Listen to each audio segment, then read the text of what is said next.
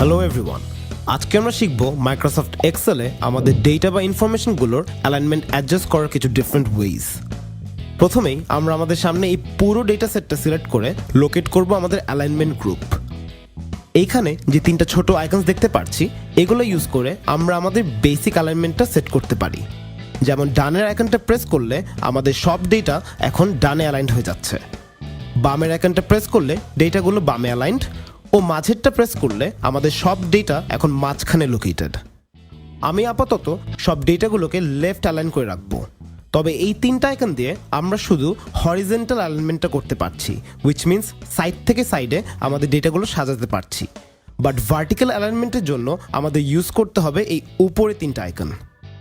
আমরা যদি A1 সেলটা সিলেক্ট করে প্রথম আইকনটা প্রেস করি, দেখো লেখাটা এখন নিচের থেকে উপরে চলে যাচ্ছে।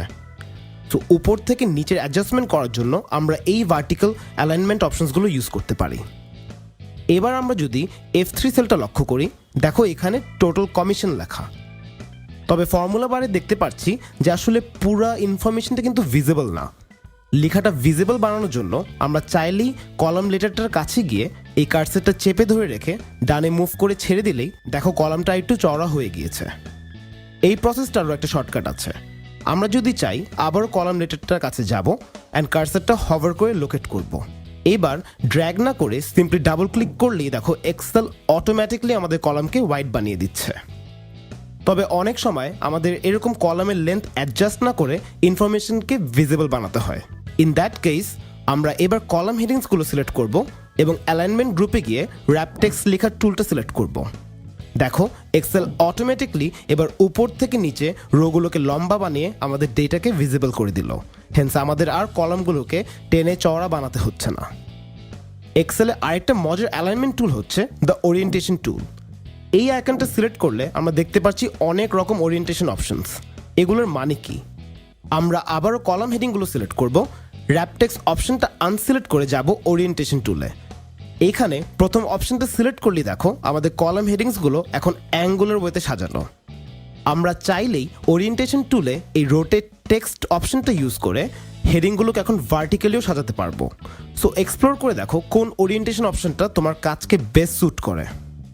লাস্টলি অ্যালাইনমেন্ট গ্রুপের এই মার্জিন সেন্টার আইকনটা আমাদের ডেটা সেটকে প্রেজেন্টেবল বানানোর খুব ইউজফুল একটা টুল। আমরা যদি এবার সেল A1 থেকে F1 পর্যন্ত প্রতিটা সেল সিলেক্ট করি অ্যান্ড প্রেস করি মার্জিন সেন্টার, দেখো সব সেলস এখন মার্জড হয়ে একটা বড় সেলে পরিণত হয়েছে এবং আমাদের মাস্টার হেডিংটা চলে আসছে একেবারে সেন্টারে। মার্জিন সেন্টার টুলটা আমরা ইউজুয়ালি এরকম হেডিংয়ের জন্য ব্যবহার করে থাকি। যদি নিচের ইনফরমেশনগুলোতে এই টুলটা ইউজ করি, তবে আমাদের স্টোর ডেটা বা নাম্বার যা দেখতে পাচ্ছি সব উলটপালট হয়ে আমাদের ক্যালকুলেশনকে নষ্ট করে দিবে। হেন্স একটু সাবধানে টুলটা ইউজ করতে হবে।